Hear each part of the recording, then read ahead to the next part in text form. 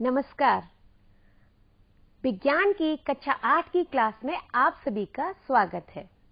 आज हम पाठ 16 का भाग 1 का अध्ययन करेंगे, जिसका नाम है ऊर्जा के वैकल्पिक स्रोत। बच्चों, इस पाठ को पढ़ने के बाद आपको प्राकृतिक व वैकल्पिक ऊर्जा के स्रोत में अंतर करना समझ आएगा और इस पाठ के अध्ययन के बाद आपको प्राकृतिक और वैकल्पिक ऊर्जा के स्रोत की सूची बनाना आ जाएगा कि कौन कौन सी चीजें प्राकृतिक स्रोत में आती हैं और कौन कौन सी ऊर्जा वैकल्पिक स्रोत में आती है। तो इस पाठ के अध्ययन के बाद हमें ये दो लर्निंग आउटकम समझ आएंगे। बच्चों, पाठ को स्टार्ट करते हैं और पहले ये देख लेते हैं कि आज के इस भाग में हम क्या क्या जानेंगे। तो आज हम जानेंगे ऊर्जा क्या होती है, उसके बारे में हम समझेंगे और हमें ऊर्जा की आवश्यकता क्यों होती है, हम इस पर अध्ययन करेंगे। उसके बाद भोजन, इस पाठ में भोजन यानी कि भोजन और ऊर्जा का आपस में क्या संबंध है, हम इसको भी समझेंगे। उसके बाद हम ईंधन के बारे में समझेंगे, ईंधन क्या होता है। ऊर्जा के स्रोत हम समझेंगे आज। ऊर्जा के स्रोत क्या हैं, किसे कहते हैं ऊर्जा के स्रोत। फिर हम ऊर्जा के पारंपरिक स्रोत, ऊर्जा के वैकल्पिक स्रोत, इन दोनों स्रोतों के बारे में बात करेंगे और उसके बाद ऊर्जा के वैकल्पिक स्रोतों की आवश्यकता हमें क्यों पड़ी, हम इस पर चर्चा करेंगे। और कुछ अन्य रोचक जानकारियां भी इस पूरे पाठ में हमें समझ आएंगी और हम उनको अध्ययन कर पाएंगे। बच्चों, इस पाठ को शुरू करने से पहले मैं आपसे कुछ क्वेश्चन पूछूंगी, कुछ प्रश्न है मेरे पास, आपसे मैं पूछना चाहती हूं। जरा आप बता पाएंगे कि हमें भोजन की आवश्यकता क्यों पड़ती है? सोचो सोचो। अच्छा, चलिए ये बताइए कि ईंधन किसे कहते हैं। एक और क्वेश्चन है मेरा, पेट्रोल कहां से प्राप्त होता है?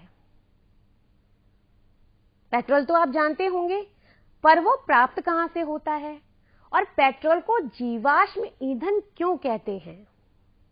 पेट्रोल के भारत में भंडार कहां कहां हैं तथा पेट्रोल, डीजल, मिट्टी का तेल इस तरह के जो स्रोत हैं वो कितने वर्षों में समाप्त होते हैं? तो इन सारे प्रश्नों के जवाब आपको आज के इस भाग में मिलेंगे। अब पाठ की शुरुआत से पहले बच्चों जरा ये बताइए, क्या आप खेलते खेलते कभी आपको थकान महसूस हुई है? क्या दौड़ लगाते हुए आपने थकावट महसूस की है? तब आप क्या करते हैं? सोचिए, क्या करते हैं? और जब आप कोई काम करते हैं लगातार ज्यादा देर तक, तब भी आपको थकान महसूस होती है, कमजोरी का एहसास होता है। क्या ये सब आपके साथ हुआ है? तो आप उस समय क्या करते हैं? आप कुछ ऐसा करते हैं जिससे आपके अंदर कमजोरी चली जाए, आपको ताकत मिले, आपको एनर्जी का एहसास हो। तो वो क्यों होता है? तो बच्चों, जब हम कोई कार्य करते हैं तो उसमें हमारी ऊर्जा नष्ट होती है। तो जब वो ऊर्जा नष्ट हो जाती है, उसके बाद हमें कमजोरी का या थकान का एहसास होता है और इसीलिए वो जो ऊर्जा नष्ट हो जाती है, वो ऊर्जा हमें दोबारा प्राप्त करने के लिए हमें कुछ लेना पड़ता है, यानी कि हमें कुछ खाना पड़ता है, कुछ पीना पड़ता है। जब तक हम वो ऊर्जा नहीं लेंगे, हमारे अंदर ताकत नहीं आएगी, हम अपने आप को शक्तिशाली या ताकतवर या फिर अपने अंदर जो ताकत है उसका एहसास नहीं कर पाएंगे, तो कमजोरी महसूस करेंगे। इसलिए क्या होता है, कार्य करने की क्षमता को ऊर्जा कहते हैं, यानी कि जब तक हमारे अंदर ऊर्जा है तब तक ही हम काम कर पाते हैं। अगर ऊर्जा का ह्रास हो जाता है, उसमें कमी आ जाती है, तो क्या होता है, हमें ऊर्जा चाहिए होती है। तो कार्य करने की क्षमता को ही हम ऊर्जा कहते हैं। अब आप बच्चों बताइए कि यह ऊर्जा कहाँ कहाँ होती है। जी हाँ बच्चों, ये ऊर्जा जीवन के हर क्षेत्र में होती है। हर जगह हर कार्य में को करने की आवश्यकता, उसमें ऊर्जा की आवश्यकता होती है। वो कैसे? आपने महसूस किया होगा जब आप टीवी देखते हो या आपके घर में जो भी बिजली से चलने वाली चीजें हैं, तो क्या आपने महसूस किया है कि वो चलती किससे हैं? वो सारी ऊर्जा के द्वारा ही चलती हैं। ऊर्जा कई तरह की होती है। अलग अलग वस्तुओं में अलग अलग ऊर्जा काम करती है और उसकी वजह से वो वस्तुएं कार्य करती हैं। कुछ प्राकृतिक गतिविधियां भी होती हैं, जैसे कि वायु प्रवाह या आंधी तूफान, या आप देख रहे हैं चित्र में, और वर्षा। इस तरह की कई प्राकृतिक जो गतिविधियां हैं उनमें भी ऊर्जा की आवश्यकता होती है। और हमारी जो दैनिकचर्या है उसमें सोना, उठना, बैठना, ये सारी जो आपकी क्रियाएं हैं, चलना फिरना, दौड़ना या कोई कार्य करना, बोझ उठाना, तो ये सब जो आप करते हो, इन सब में, खेलने में भी, और ये जितने भी उपकरण हैं उनमें भी ऊर्जा की आवश्यकता होती है।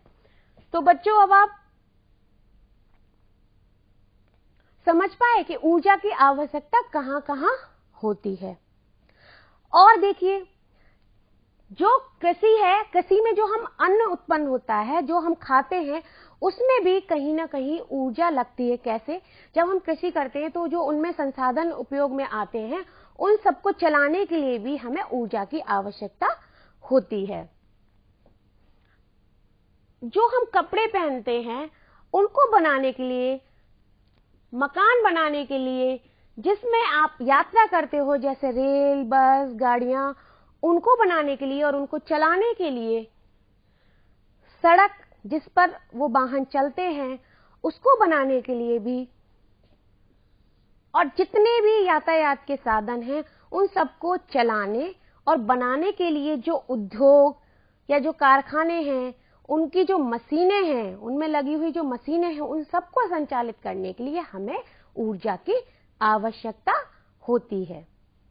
तो जैसे जैसे विज्ञान आगे बढ़ रहा है, वैसे वैसे आपके जितने भी उपकरण आसपास हैं, उन सब में ऊर्जा की आवश्यकता होती है। तो इस तरह से आपने जाना कि ऊर्जा कहां कहां आवश्यक है। जो हर कार्य जो आपके आसपास हो रहा है, चाहे वो प्राकृतिक गतिविधियां हो, चाहे वो मनुष्य के द्वारा बनाई हुई मशीनें हो, चाहे वो कोई भी संसाधन हो, चाहे कोई भी उपकरण हो, या हमारी दैनिकचर्या या हमारे दैनिक जीवन में जो हम कार्य करते हैं, चलना फिरना, दौड़ना, ये सब जो गतिविधियां हैं, वो सारी ऊर्जा के द्वारा ही होती है। ऊर्जा इनमें सभी में आवश्यक होती है।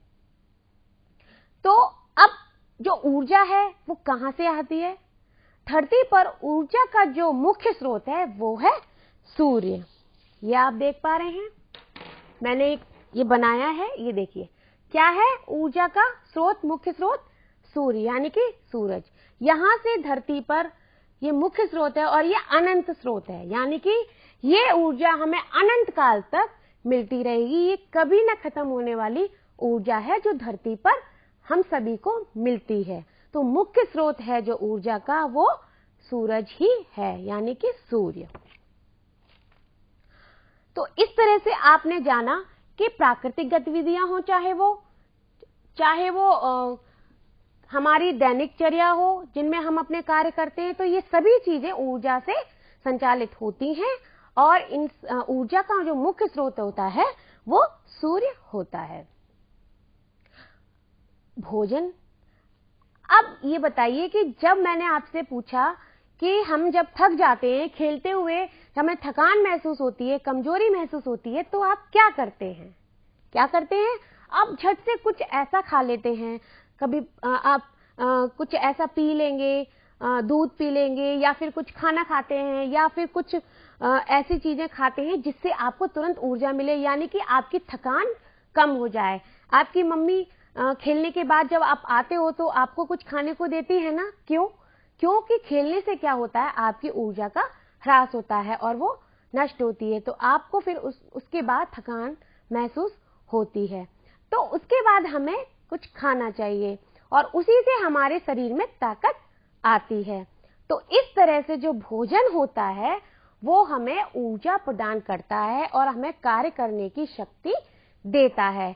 क्यों? और फिर जब हम ले लेते हैं, उससे हमारा शरीर, हमारा मस्तिष्क ये सुचारू रूप से काम करते हैं। ठीक है बच्चों, तो ऊर्जा का जो मुख्य स्रोत है वो क्या हुआ? भोजन, क्योंकि भोजन से ही हम ऊर्जा प्राप्त करते हैं और उसी से हमारे अंदर कार्य करने की क्षमता बढ़ती है और ये हमारे शरीर का ताप बनाए रखने में भी सहायक होता है। ये हमारे ताप को भी, हमारे शरीर के ताप को भी संतुलित करता है। क्या? भोजन। तो भोजन हम इसीलिए तो लेते हैं।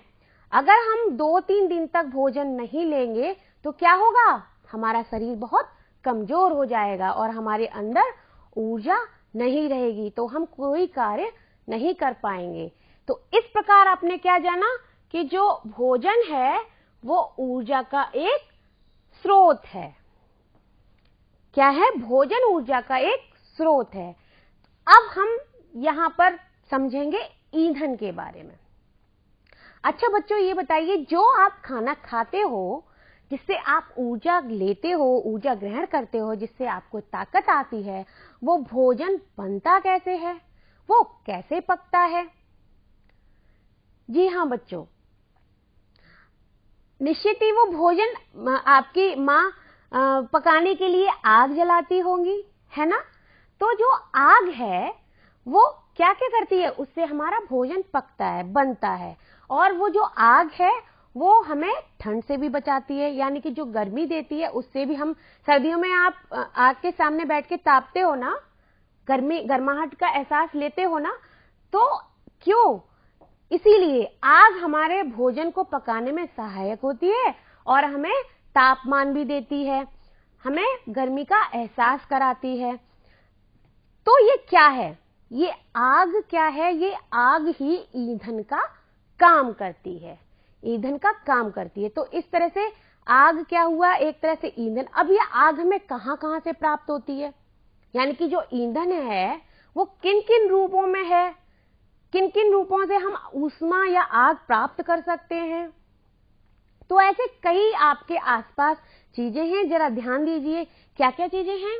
आप कभी कोयले का इस्तेमाल करते हैं, कभी आप मिट्टी का तेल का इस्तेमाल करते हैं, डीजल, पेट्रोल, एलपीजी गैस, इस तरह की ऐसे कई चीजें हैं आपके आसपास जिनसे आपको आग प्राप्त होती है और वो ईंधन के रूप में, यानी कि ऊष्मा उससे मिलती है और वो ईंधन के रूप में कार्य करती है।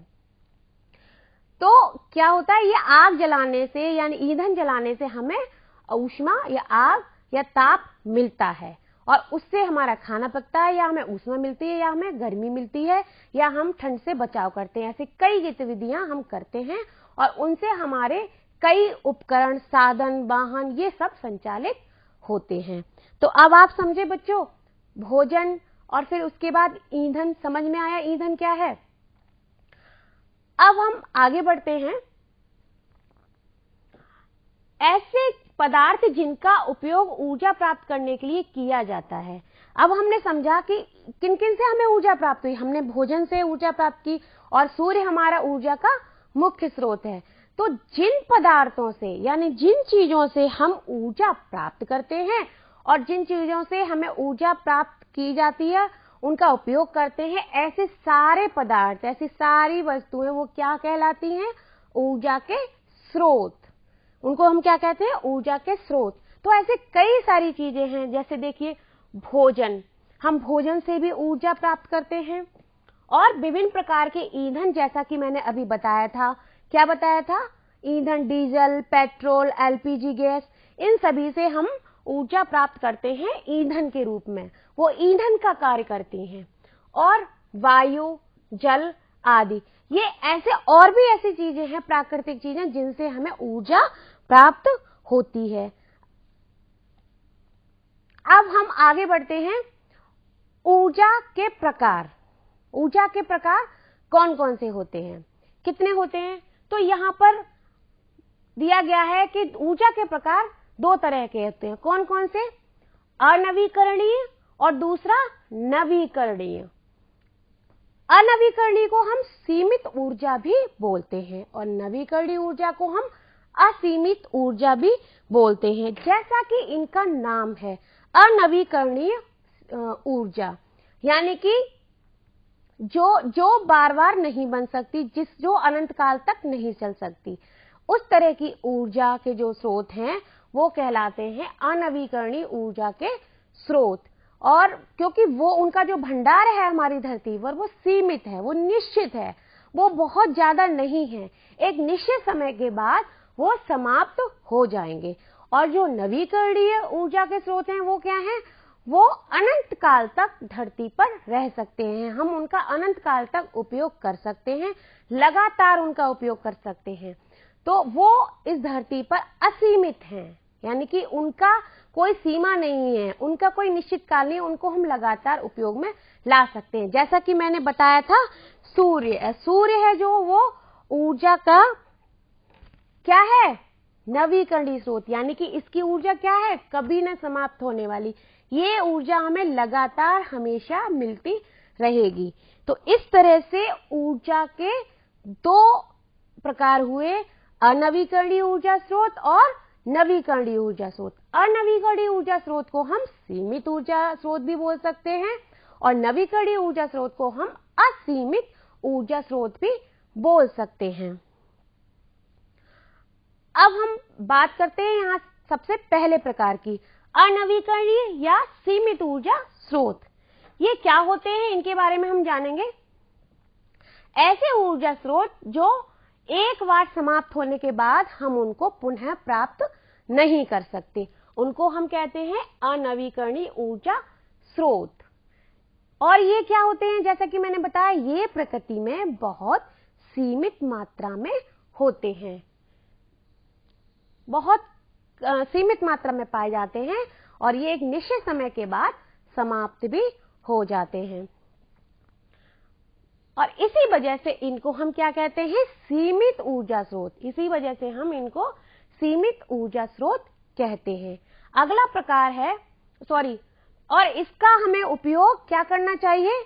विवेकपूर्ण तरीके से करना चाहिए। क्यों?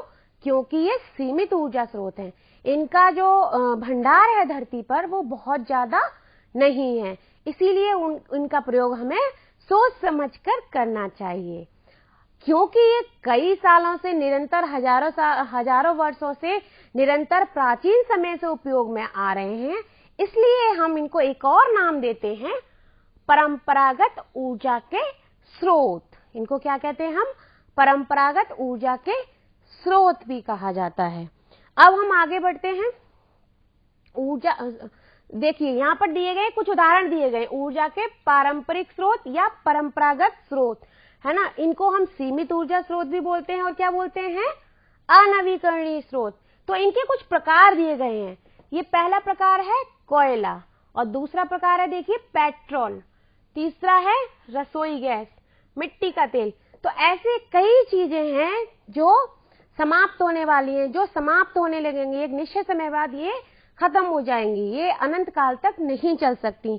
तो इस तरह के जो स्रोत हैं इनको हम जीवाश्म ईंधन भी बोलते हैं,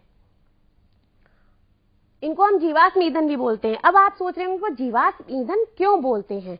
जीवाश्म ईंधन इसलिए बोलते हैं, जो इस तरह के स्रोत होते हैं वो हजारों वर्षों बाद प्रक्रिया करके बनते हैं। जमीन के अंदर जब आंधी तूफान या बाढ़ आ जाती है या ज्वालामुखी फटते हैं, उसके बाद कई जीव जंतु या पेड़ पौधे या सड़े गले पदार्थ मिट्टी के अंदर दब जाते हैं और वो हजारों साल तक ऐसे ही पड़े रहते हैं। वहां पर उनका अपघटन होता है, उसके बाद जो ईंधन बनते हैं या जो चीजें बनती हैं वो होते हैं जीवाश्म ईंधन, जिसमें पेट्रोल, डीजल, एलपीजी गैस जो हमने बताया, इसीलिए इनको जीवाश्म ईंधन बोला जाता है। तो अब हम अपने दूसरे प्रकार की ओर चलते हैं, नवीकरणीय या असीमित ऊर्जा स्रोत। ये जो स्रोत होते हैं वो निरंतर इनकी आपूर्ति होती रहती है और लगातार ये कई सालों तक हम इनका उपयोग कर सकते हैं और इनकी आपूर्ति लगातार होती रहती है। इसीलिए हम इनको क्या बोलते हैं, जैसा कि इनका नाम है नवीकरणीय ऊर्जा स्रोत। और क्योंकि इनका जो भंडार है वो सीमित नहीं है, अनंत काल तक हम उसका उपयोग कर सकते हैं और बहुत सारा भंडार है, इसकी आपूर्ति लगातार हो सकती है, इसीलिए हम इनको असीमित ऊर्जा स्रोत भी कहते हैं। और इन स्रोत का जो अगला नाम है, इसको हम ऊर्जा के वैकल्पिक स्रोत के नाम से भी जानते हैं, क्योंकि जो परंपरागत स्रोत थे, जो कई प्राचीन समय से हम उपयोग में ला रहे थे, उनकी जगह अब इन्होंने धीमे धीमे ले लिए। किसने? ऊर्जा के वैकल्पिक स्रोत ने। तो वो हमें कहां से प्राप्त होते हैं? जैसे कि मैंने बताया, जल है, पवन है, सूर्य है, इनसे भी हमें ऊर्जा प्राप्त होती है। तो ये सब क्या है? ये प्राकृतिक साधन है और इनसे जो ऊर्जा होती है वो हमें लगातार मिलती रहती है। इसीलिए हम इनको ऊर्जा के वैकल्पिक स्रोत के नाम से जान रहे हैं, क्योंकि परंपरागत स्रोत या पारंपरिक स्रोत की जगह इन्होंने स्थान ले लिया है, एक विकल्प के रूप में ये उभर कर आए हैं। तो अब हम ऊर्जा के वैकल्पिक स्रोत में क्या क्या आता है वो हम जरा देख लेते हैं। यहां पर दिया है जल ऊर्जा। जल ऊर्जा जो हमें जल से प्राप्त होती है, जो बारिश का पानी होता है या जो नदियों में पानी होता है, जो समुद्र में पानी होता है, जो धरती पर जो पानी है, उसका जो उपयोग हम कहीं ना कहीं एक ऊर्जा के रूप में करते हैं, कई संसाधनों में करते हैं, कई अपने कार्य करने में उनका जल से प्राप्त ऊर्जा से जो हम उपयोग में लाते हैं। तो इस तरह से जो स्रोत कहलाते हैं वो कहलाते हैं जल ऊर्जा के स्रोत। तो समझ में आए बच्चों? तो इस तरह से एक प्राकृतिक साधन है जल ऊर्जा। अगला है जैव ऊर्जा। जैव ऊर्जा यानी कि जो सड़े गले जो पदार्थ होते हैं उनसे जो ऊर्जा प्राप्त होती है, उनका अपघटन करके जो हम ऊर्जा प्राप्त करते हैं और उनसे विद्युत उत्पादन करते हैं, फिर हम उसका उपयोग अपने कार्य करने में, कार्यों का संचालन करने में जो हम अपना उपयोग करते हैं वो हम जैव ऊर्जा से प्राप्त करते हैं। इसी तरह पवन ऊर्जा यानी कि वायु से मिलने वाली ऊर्जा, भूतापी ऊर्जा यानी कि जो धरती के अंदर, पृथ्वी के अंदर जो गर्मी है, जो ज्वालामुखी के रूप में कभी आती है, कभी भूकंप के रूप में आती है या कभी और किसी तरह से जो बाहर निकलती है, उस ऊर्जा का भी हम उपयोग अपने कार्यों को करने में करते हैं। तो इस तरह की जो ऊर्जा होती है वो भूतापी ऊर्जा होती है। बायोमास ऊर्जा, सौर ऊर्जा और इस तरह से ये सारे जो प्रकार हैं वो हैं नवीकरणीय ऊर्जा स्रोत के प्रकार। ये इन सब के बारे में हम अपने अगले भाग में, जो इसके बाद हम पढ़ाएंगे, उसमें हम इनके बारे में विस्तार से समझेंगे। अब आप देख लेते हैं कि हमें इन ऊर्जा वैकल्पिक स्रोतों की जो आवश्यकता है वो क्यों हुई। तो देख लेते हैं क्यों हमें इनकी आवश्यकता है। इनकी जो आवश्यकता है वो परंपरागत ऊर्जा स्रोत यानी कि पारंपरिक ऊर्जा स्रोत के विकल्प के रूप में हम इनको प्रयोग में ला रहे हैं। और इनकी आवश्यकता इसीलिए है क्योंकि यह अनंत काल तक इनका उपयोग किया जा सकता है और इनसे जो प्राप्त विद्युत है उसका हम व्यावसायिक रूप में भी इस्तेमाल कर सकते हैं, व्यवसाय में भी अपना इस्तेमाल करते हैं। ये इसलिए इसकी हमें आवश्यकता है। और जो वैकल्पिक ऊर्जा स्रोत हैं वो कम खर्चे और पूंजी से हमें प्राप्त हो जाते हैं। ये पर्यावरण को अनुकूल बनाते हैं, ये प्रदूषण भी कम फैलाते हैं, इसीलिए हमें इनकी आज के समय में अति आवश्यकता है। और इसके भंडार भी असीमित हैं और इनको हम भविष्य का ईंधन भी बोलते हैं क्योंकि ये अनंत काल तक चलेंगे, अनंत काल तक इनकी आपूर्ति होगी, तो इनको हम भविष्य का ईंधन नाम से भी जानते हैं। अब बच्चों जरा देख लेते हैं कि आज हमने पूरे भाग में क्या क्या सीखा। आज हमने समझा कार्य करने की क्षमता को ऊर्जा कहते हैं, भोजन ऊर्जा का एक स्रोत है और ऊर्जा का मुख्य स्रोत क्या है? सूर्य है। हमने आज जाना कि जीवन के हर क्षेत्र में ऊर्जा की आवश्यकता होती है, जैसे चलने, दौड़ने, आंधी, वर्षा, प्राकृतिक गतिविधियां, इन सभी में ऊर्जा की आवश्यकता होती है। और हमने जाना कि भोजन है जो वो हमारे शरीर का ताप सामान्य रखने में भी सहायक है। खाना पकाने में आग का प्रयोग किया जाता है और ये आग हमें ईंधन के रूप में प्राप्त होती है। इस ईंधन का प्रयोग हम गाड़ी, वाहन या यातायात के साधन चलाने में भी प्रयोग में लाते हैं, जैसे डीजल और पेट्रोल। ऐसे पदार्थ जिनका उपयोग हम ऊर्जा प्राप्त करने के लिए कहते हैं, उनको हम क्या कहते हैं? ऊर्जा के स्रोत। तो आज हमने क्या जाना? आज हमने जाना कि जो ऊर्जा के स्रोत होते हैं वो दो प्रकार के होते हैं, नवीकरणीय ऊर्जा स्रोत और अनवीकरणीय ऊर्जा स्रोत, और उनके हमने उदाहरण भी समझे। अब हम देख लेते हैं बच्चों कि आपको आज पूरे भाग में, पूरे पाठ में क्या क्या समझ में आया। यहाँ पर कुछ वाक्य दिए गए हैं और उसमें खाली स्पेस दिया गया है। अब आपको बताना है कि इसमें से जो पॉइंट दिए गए हैं उनमें से यहाँ पर क्या भरा जाएगा। वातावरण को प्रदूषण से बचाते हैं नवीकरणीय ऊर्जा स्रोत या अनवीकरणीय ऊर्जा स्रोत? जी हाँ बच्चों, आप सही सोच रहे हैं, नवीकरणीय ऊर्जा स्रोत प्रदूषण से बचाते हैं। ऊर्जा का नवीकरणीय ऊर्जा स्रोत, यहाँ पे खाली जगह है, यहाँ पर क्या भरा जाएगा? इनमें से आप जो सोच रहे हैं वो बिल्कुल सही है, सौर ऊर्जा है वो ऊर्जा का नवीकरणीय स्रोत है। अब हम आगे देखते हैं, यहाँ पे खाली स्पेस है। ऊर्जा का अनवीकरणीय ऊर्जा स्रोत क्या है? इन चारों में से क्या है अनवीकरणीय? तो हम देख रहे हैं ऊर्जा का अनवीकरणीय स्रोत है, यहाँ पर पवन ऊर्जा दिया है, सौर ऊर्जा दिया, जल ऊर्जा, ये नवीकरणीय स्रोत है। पेट्रोल यहाँ पर भरा जाएगा, जो कि आपने सोचा है। अगला है, समाप्त होने के बाद उन्हें पुनः प्राप्त करना संभव नहीं है। क्या प्राप्त करना संभव नहीं है? इनमें से देखेंगे अनवीकरणीय ऊर्जा स्रोत, नवीकरणीय ऊर्जा स्रोत या असीमित या वैकल्पिक। तो हाँ बच्चों, आप सही सोच रहे हो, क्योंकि नवीकरणीय ऊर्जा स्रोत और वैकल्पिक ऊर्जा स्रोत और असीमित ऊर्जा स्रोत तो एक ही ऊर्जा स्रोत के नाम है। तो यहाँ पर क्या आएगा? अनवीकरणीय ऊर्जा स्रोत। तो अब बच्चों बारी आती है गृह कार्य की।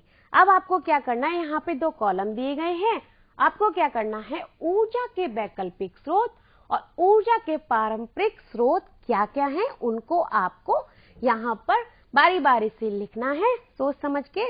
और मुझे लगता है कि और बहुत ही आसान गृह कार्य है जो आप आराम से कर लेंगे। और आपको एक कार्य और करना है बच्चों, नवीकरणीय ऊर्जा स्रोत और अनवीकरणीय ऊर्जा स्रोत के विभिन्न जो उदाहरण मैंने आपको बताए हैं, उन सभी को अंतर स्पष्ट करते हुए क्या करना है? दोनों जो ऊर्जा स्रोत हैं उनका अंतर स्पष्ट करना है। चित्र बनाकर या चार्ट बनाकर सुंदर सा आप चित्र बनाएंगे और उसे रंगों से भरेंगे। इस तरह से हम समझ पाएंगे कि आपको पाठ पूरी तरह से समझ आ गया। तो बच्चों, मुझे लगता है कि आपको पूरी तरह से ये पाठ समझ आ गया होगा। कुछ बच्चे दूसरी तरह से भी प्रोजेक्ट कर सकते हैं। इस तरह से मैंने यहाँ दिखाया है नवीकरणीय ऊर्जा स्रोत और अनवीकरणीय ऊर्जा स्रोत। तो जो भी आपके प्रकार हैं नवीकरणीय ऊर्जा स्रोत के, जैसे जल ऊर्जा, यहाँ पर लिख सकते हैं और उसका कोई चित्र भी बना सकते हैं। आप नाम भी लिख सकते हो, चित्रों से भी यहाँ पर आप दर्शा सकते हो। तो बच्चों, मुझे लगता है कि आज का भाग आपको समझ आया होगा और अच्छे से आप ग्रहण कर पाए होंगे। हम आपसे फिर मिलते हैं अपनी अगले भाग में। नमस्कार।